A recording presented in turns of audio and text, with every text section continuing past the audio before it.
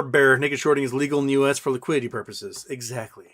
If you want liquidity, the best way to get liquidity is not make fake shares available. It's to pay the price people are willing to part with their shares. That's how you get liquidity.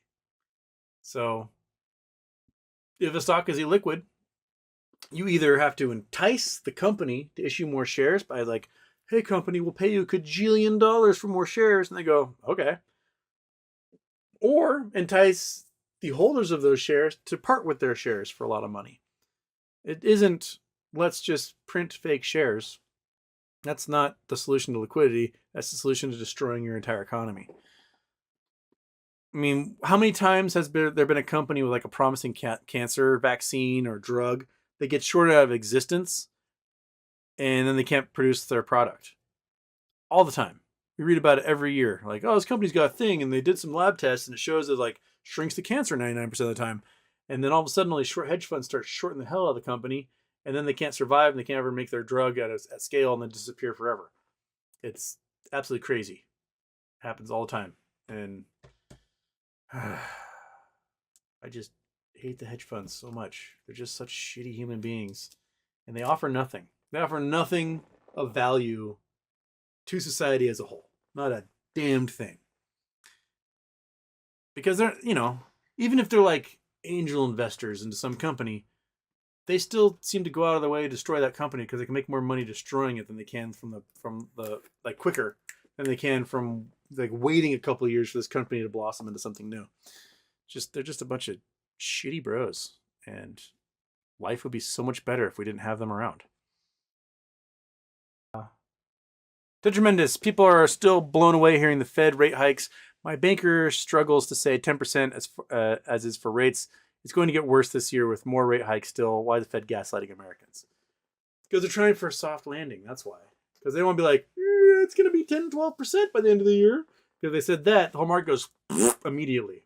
Instead, they're like, oh, we don't know. Maybe half. And then they raise it a quarter. Everyone goes, phew. The market takes off some more, making things worse.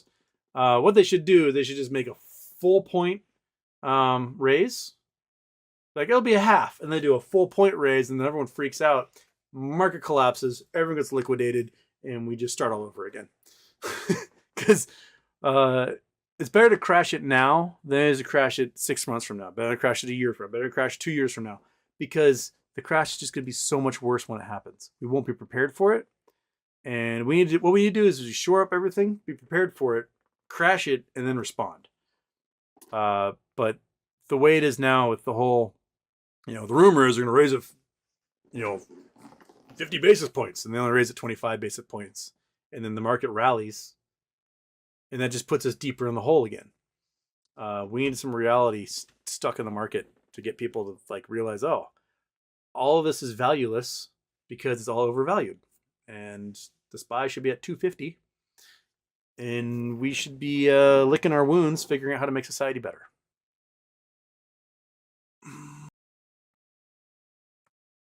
Ted Tremendous. Houston economists now think recession will be delayed to April, June, as per the AP. Is it possible it just doesn't happen? And we are in a new roaring 20s.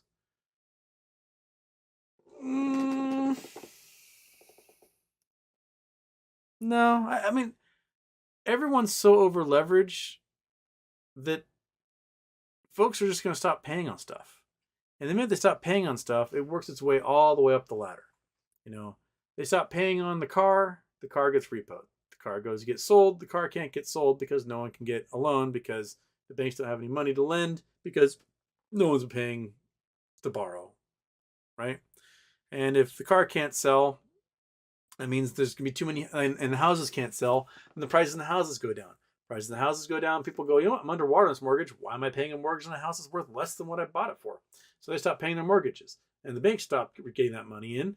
And then the banks can't. Then the banks go under, and the banks go under. Then they've got to liquidate everyone else they lent to get cash out of them, and it's being held together with gum and toothpicks right now. So what we're waiting for is a stiff wind, man.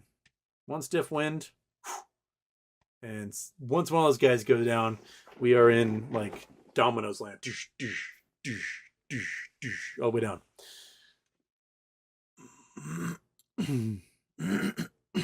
Ted Tremendous, Houston. Post office in my city cut hours, limited staff, and delays. Long lines too. Same report in St. Louis and other big cities. What is happening? Will they get out of this? I don't understand why the Biden administration hasn't gotten rid of what's his butt, postmaster dude, the loser. What's his name? Mikey DeJoy. DeJoy. Like, there's some sort of rule that like you can't fire the postmaster without getting rid of everybody who's on the commission.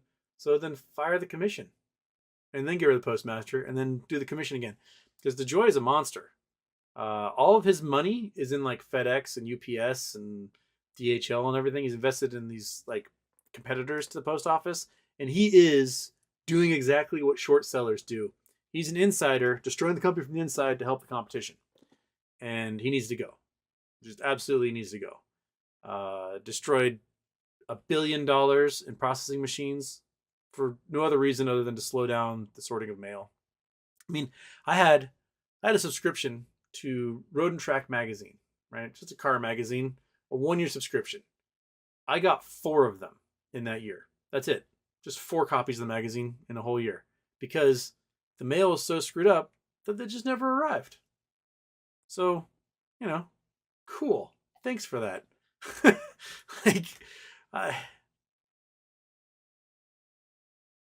The post office is so important that it was the only thing with teeth in the Articles of Confederation. That's how important the post office is.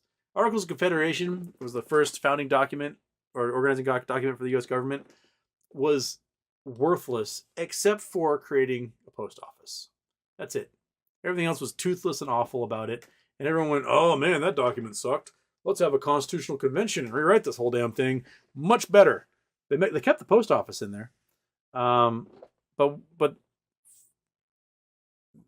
there's been a movement to destroy the post office for the last 15 years, and it's working. I mean, they passed that dumb law where they've got to fully fund the pension plans 75 years out, meaning there are like people who aren't even born yet, right?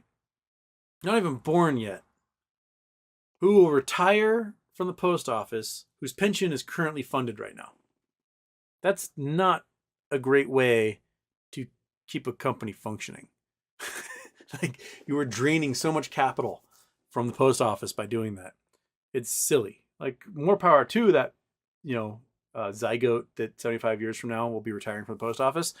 But as for there being a post office 75 years from now, probably not. It's crazy. Absolutely crazy. I personally think there should be rail everywhere.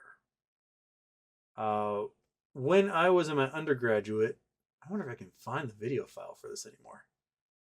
It was pre-YouTube when I made the video file. So there's a company in Washington. We haven't done any Google Earth yet today, so let's bring up the maps.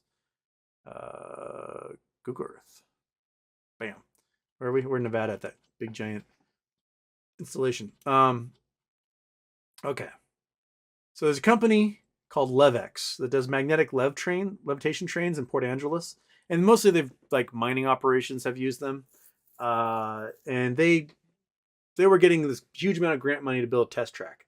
And so when I was doing my planning certificate for my geography degree in college, I had basically planned out a rail line for this thing that would essentially take from the ferry terminal here in Bainbridge. So the ferry terminal would go across to Seattle here, and it would be a train that would go up off the island, through the Paulsville area, down through the Silverdale area, through the Bremerton area, through the Port Orchard area, all the way down through Harbor to Tacoma. It would link up with the light rail system that's connecting Tacoma to Seattle. This would be an experimental maglev train. The price at the time was like $35 million a mile, which is actually cheaper than highway, and would connect all these communities and all these ferry terminals, and would be a great way to move people back and forth for cheap. And the state government and the federal government were just like hemming and hawing. Oh, I don't know. And then finally this riverboat casino in like Biloxi, Mississippi was like, we'll do it. We'll fund that. And so they're building the maglev train down there. It's not going to connect the Riverboat Casino to the mainland. It's only going to be a really short rail line.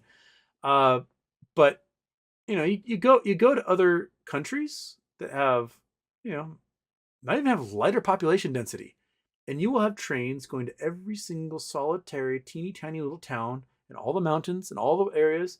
Go to Switzerland and you've got mountain valleys like this. You would have trains winding through every single solitary valley, connecting these tiny little towns to each other.